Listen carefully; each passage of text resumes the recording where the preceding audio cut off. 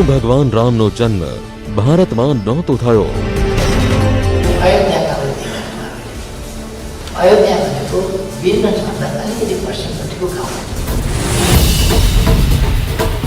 શું સ્વયંવરમાં ભાગ લેવા શ્રીરામ જનકપુર નહોતા ગયા?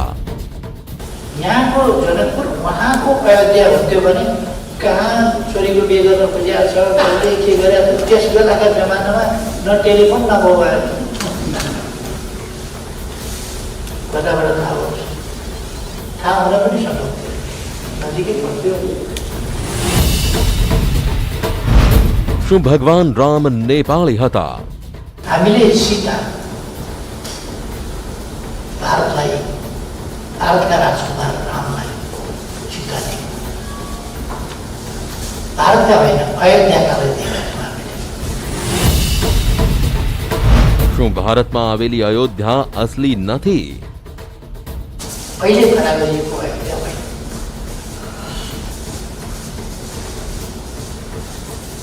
अयोध्या भीषण विवाद छ।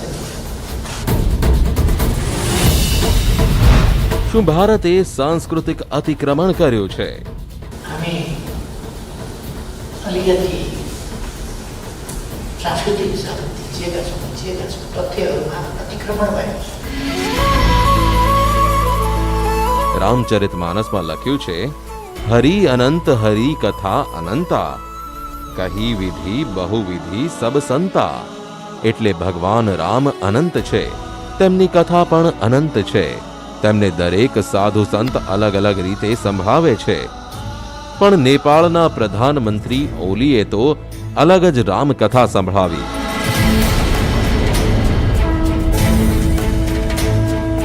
ઓલીએ ત્રેતાયુગથી ચાલી આવતી હિન્દુ ધર્મની આસ્થા પર અયોધ્યાને લઈ કેમ શંકાના બીજ રોપવાનો પ્રયાસ કર્યો?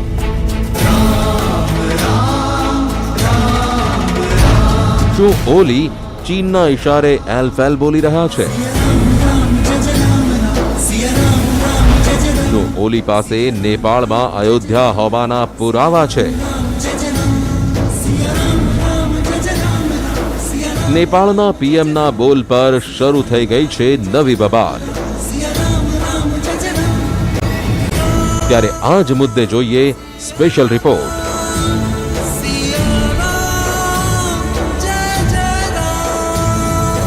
શું અસલી અયોધ્યા નેપાળમાં?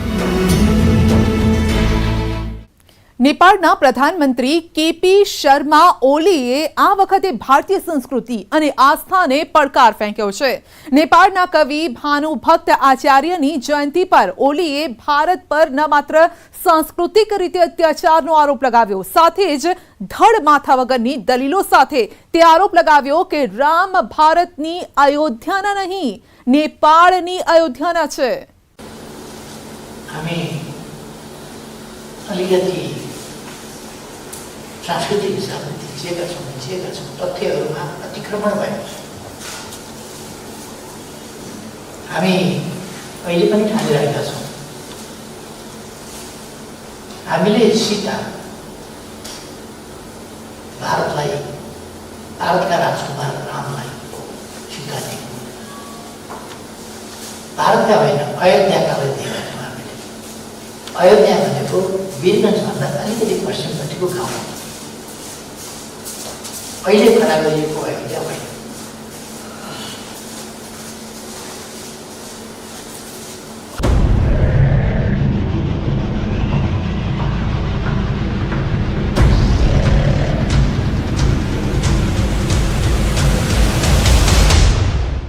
ચીનના સાથે નેપાળના પ્રધાનમંત્રી કેપી શર્મા ઓલીને એવો પાનો ચડાવ્યો છે કે હવે ઓલી ભારતની જ ધાર્મિક ભાવનાઓ સાથે જ નહીં, દુનિયાની ધાર્મિક ભાવનાઓ સાથે રમત રમી રહ્યા છે. કેપી શર્માના આ નિવેદન પર ધ્યાન આપવું જરૂરી છે, જે તેમણે અયોધ્યા અને શ્રીરામને લઈને આપ્યું છે. अहिले खडा गरिएको अयोध्या होइन।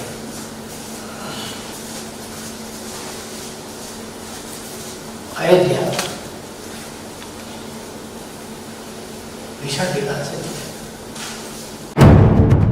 ભગવાન શ્રીરામ બધાના છે, કરોડો લોકોના આરાધ્ય દેવ છે. દુનિયા જાણે છે કે ભગવાન શ્રીરામનો જન્મ ઉત્તર પ્રદેશના અયોધ્યામાં થયો હતો.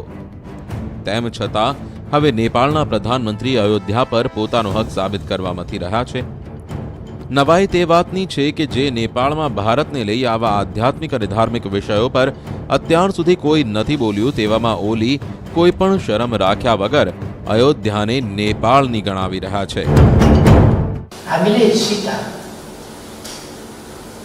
भारतलाई, भारतका राजकुमार रामलाई सीता दियौँ. भारतका होइन, अयोध्याका दिएका छौँ हामीले. એટલું જ નહીં, ઓલીએ ભારત પર સાંસ્કૃતિક દમનનો આરોપ લગાવ્યો.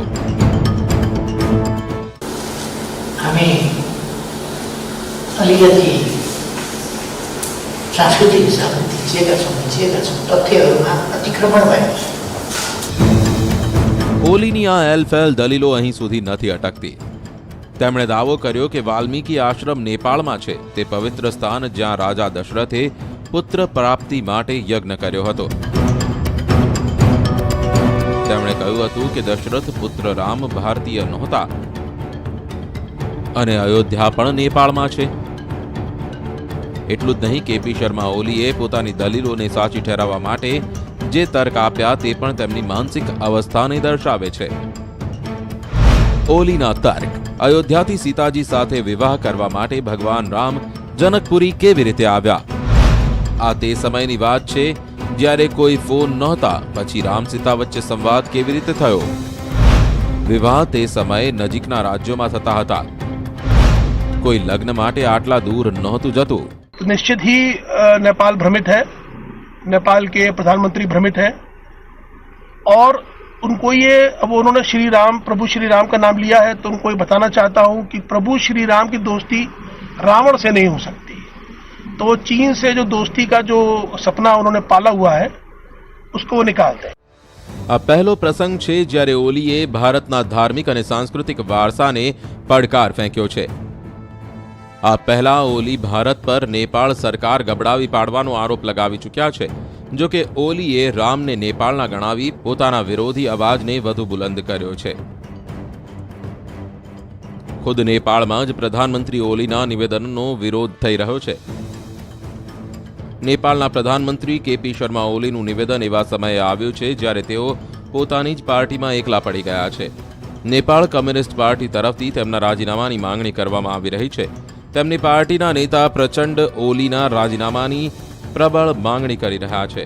બંને વચ્ચે કેટલીય વાર વાતચીત પણ થઈ છે, પણ મામલો ઉકેલાવાની જગ્યાએ ગૂંચવાઈ રહ્યો છે. જરા ધ્યાન આપજો, નેપાળના પ્રધાનમંત્રીનું આ નિવેદન સરહદ વિવાદ વચ્ચે જ આવ્યું છે. ઓલીની વિવાદ નીતિ: નેપાળે પોતાના નવા રાજકીય નકશાને મંજૂરી આપી. નકશામાં ભારતીય ક્ષેત્ર, કાલા પાણી, લિપુલેખ અને લિપિયાધુરાને નેપાળનો ભાગ બતાવાયા. ભારતે આ મામલે ભારે વિરોધ નોંધાવ્યો હતો. ચીનનું નામ લીધા વિના ભારતે કહ્યું હતું કે નેપાળ આવું બીજા લોકોના કહેવાથી કરી રહ્યું છે. હવે નેપાળના પ્રધાનમંત્રીએ જેવી રીતે અયોધ્યા અને ભગવાન રામને નેપાળના ગણાવ્યા છે, તેઓ પોતાના જ ઘરમાં ઘેરાઈ ગયા છે. નેપાળના પૂર્વ નાયબ પ્રધાનમંત્રી કમલ થાપાએ કડક શબ્દોમાં ઓલીને ચેતવણી આપતા કહ્યું છે કે આવા નિવેદન આપી નેપાળ ભારત સાથે સંબંધોને વધુ ખરાબ કરી રહ્યું છે.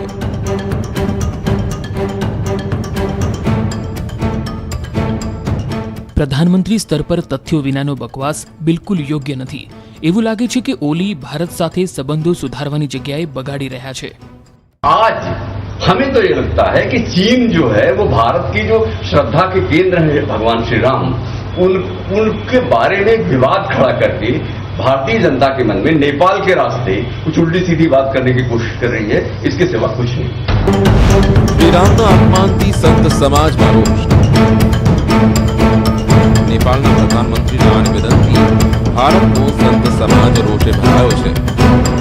अयोध्या जो है पूरे भूमंडल में राजा होते थे और सबका चक्रवर्ती सम्राट भारत में उत्तर प्रदेश के अयोध्या में महाराज रघु हो, चाहे महाराज दशरथ हो, चाहे महाराज राजा राम हो, अयोध्या में बैठते थे.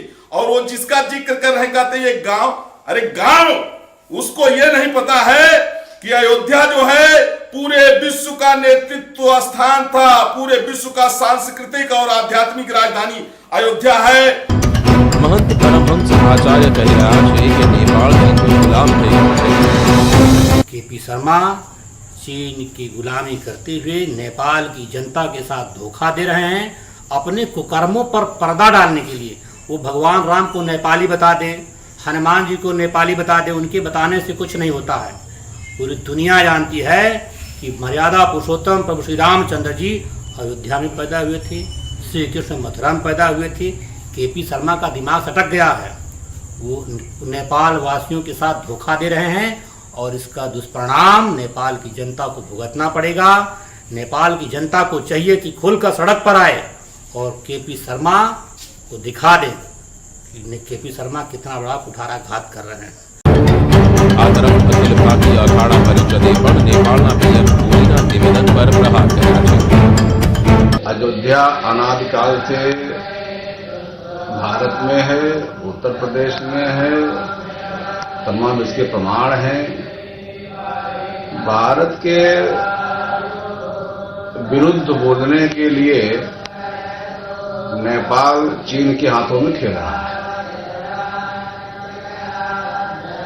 और नेपाल वासी जो हैं उनका दुर्भाग्य है कि एक मानसिक विचलित व्यक्ति आपका प्रधानमंत्री है। ભારતીય સંસ્કૃતિ અને અધ્યાત્મનું અધ્યયન કરનારા ઉદાહરણ સહિત બતાવે છે કે પ્રભુ શ્રીરામનો આ દેશ સાથે સંબંધ છે।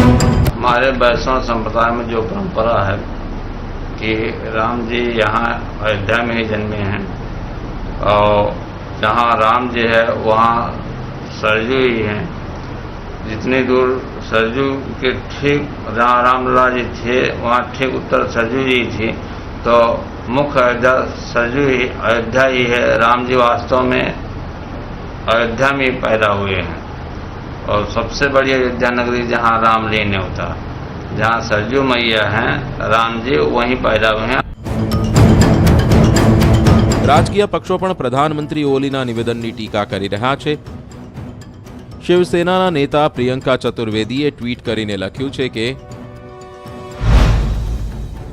જ્યારે ખુદની રાજનીતિ ડગી ગઈ હોય ત્યારે ભગવાન શ્રીરામનું નામ હોઠ પર આવવું સ્વાભાવિક છે। ભારત અને નેપાળના સંબંધો વર્ષોથી છે અને દિલથી છે। તમારી આવી રાજનીતિથી તૂટશે નહીં। ભગવાન રામ તમને સદબુદ્ધિ આપે તેવી જ મનોકામના છે।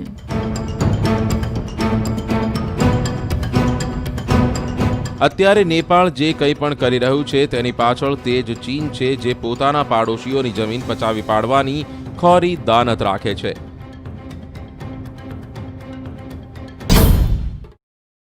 રામાયણમાં શ્રીરામ કથાને 7 ચરણમાં વિભાજિત કરવામાં આવી છે, જે અયોધ્યાથી શરૂ થઈ અયોધ્યામાં જ સમાપ્ત થાય છે અને જ્યાં રામકથા સાથે ભગવાન રામની નિશાનીઓ આજે પણ હયાત છે, જે સાબિત કરે છે કે નેપાળના પ્રધાનમંત્રી ઓલીનું ભારતની અયોધ્યાને નકલી કહેવાનું જે નિવેદન છે, હળાહળ જુઠ્ઠાણું અને ગપગોળા સિવાય બીજું કંઈ જ નથી।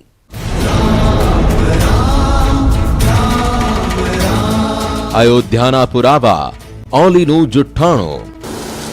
हमें अलिकति सांस्कृतिक हिसाबले थिचिएका छौँ तथ्यहरूमा अतिक्रमण भएको छ।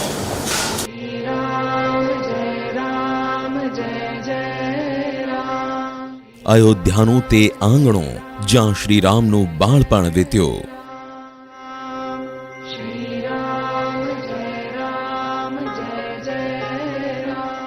અયોધ્યાનો તે મહેલ જે રામ અને સીતાના સંગનો સાક્ષી બન્યો। અયોધ્યાની તે નદી જે પાર કરીને ભગવાન રામ 14 વર્ષના વનવાસે ગયા।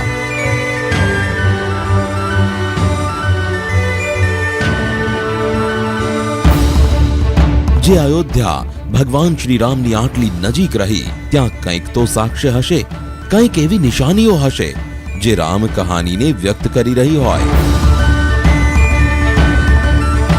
તે જોવા અમે પહોંચ્યા અયોધ્યા નગરી। આ શહેરમાં ન જાણે શું શું બદલાઈ ગયું છે। હજારો વાર આ અયોધ્યા વેરાન થયું છે અને ફરી સરયુ નદીના કિનારે વસ્યું છે. નથી બદલાયા તો અહીંના ઘાટ, નથી બદલાયા તો અહીંના મંદિર, નથી બદલાયા તો મર્યાદા પુરુષોત્તમ ભગવાન રામ સાથે જોડાયેલા સાક્ષ્ય. આજે અમે અયોધ્યાની એક એવી સફરે જઈશું જેમાં તમે આ તમામ સાક્ષ્ય તમારી સામે હશે, જે સાબિત કરી દેશે કે નેપાળના પ્રધાનમંત્રી ઓલી જ્યારે નકલી અયોધ્યા કહી રહ્યા છે તે જ અસલી અયોધ્યા છે. તેના સાક્ષ્ય બતાવી તેમના જુઠ્ઠાણાઓ નહીં, તેમના પ્રપંચની પોલ ખોલીશું. બદલાતા યુગની સાથે અયોધ્યા પણ બદલાઈ ગઈ, પણ તે કહાની નથી બદલાઈ જેની શરૂઆત રામાયણના પ્રથમ અધ્યાયથી થાય છે.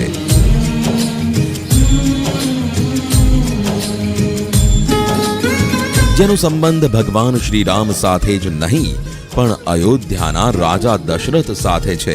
રામાયણમાં લખ્યું છે કે રાજા દશરથે સંતાન પ્રાપ્તિ માટે યજ્ઞ કરાવ્યો હતો, જેને વાલ્મીકી રામાયણમાં પુત્રેષ્ઠી યજ્ઞ કહેવાય છે. આ યજ્ઞ બાદ ભગવાન રામે આ ધરતી પર અવતાર લીધો. महाराज, महारानी कौशल्या ने पुत्र को जन्म दिया है, बधाई हो महाराज. धीरज मन कीन्हा प्रभु कहु चीन्हा, रघुपति कृपा भक्ति पाई. ફિલ્મો અને ટીવી સિરિયલમાં રાજા દશરથના યજ્ઞને કંઈક આવી રીતે દર્શાવાયો છે, પણ બહુ ઓછા લોકો જાણતા હશે કે અયોધ્યામાં તે યજ્ઞનું વાસ્તવિક સ્થાન આજે પણ છે.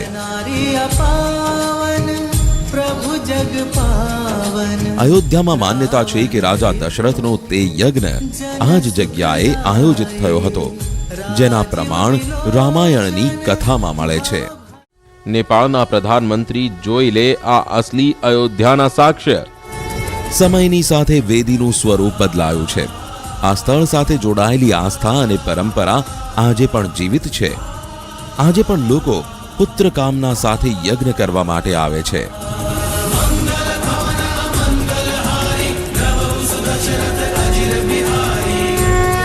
હવે વારો હતો રામકથાના આગળના પડાવની. તે જગ્યા જ્યાં ભગવાન રામનું બાળપણ વીત્યું, જ્યાંથી રઘુકુળની રીત શરૂ થઈ. એટલે રાજા દશરથનો રાજમહેલ.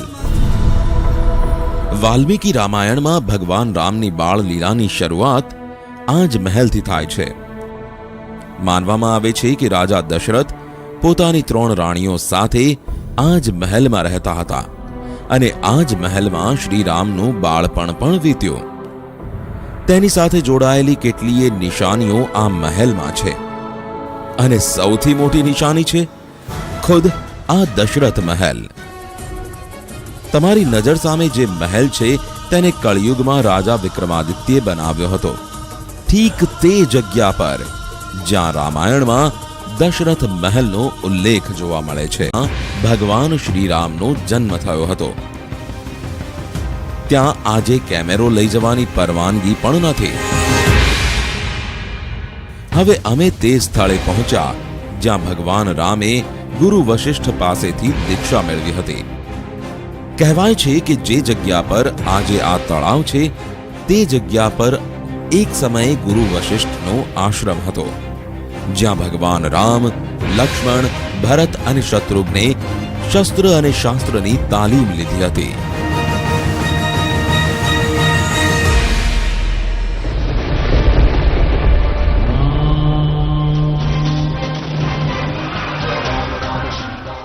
વાલ્મીકી રામાયણમાં લખ્યું છે કે મુનિ વિશ્વામિત્રના કહેવા પર શ્રીરામે કેટલાય રાક્ષસોનો વધ કર્યો.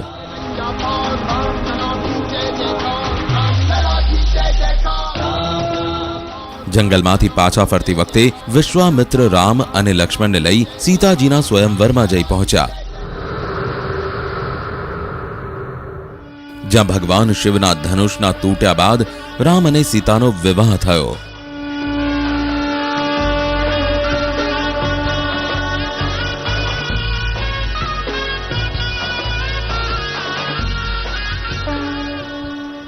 અયોધ્યામાં ભગવાન રામના બાળપણને લઈને અનેક નિશાનીઓ પણ છે, પણ આ સાક્ષ્યને લઈ સૌથી વધુ માન્યતાઓ છે. રામાયણની કથાઓમાં કનક ભવનનો ઉલ્લેખ વારંવાર થયો છે, જે મુજબ ભગવાન રામના વિવાહ બાદ જ્યારે સીતાજી અયોધ્યા આવ્યા તો રાણી કૈકેયીએ સોનાનો મહેલ સીતાજીને ભેટમાં આપ્યો હતો. અયોધ્યાના કણકણમાં ભગવાન રામનો વાસ છે. આનાથી વધારે શું સાક્ષ્ય હોય તે સાબિત કરવા માટે ઓલીના નિવેદન ગપ્પાબાજીથી વિશેષ કશું નથી. ભારતમાં આવેલી આ જ અસલી અયોધ્યા છે. તો સ્પેશિયલ રિપોર્ટમાં અત્યારે બસ આટલું જ. રજા આપશો. નમસ્કાર.